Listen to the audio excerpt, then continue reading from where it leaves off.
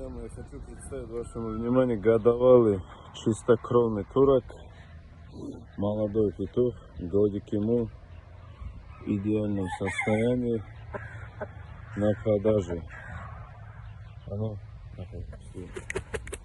Вот такой красавец.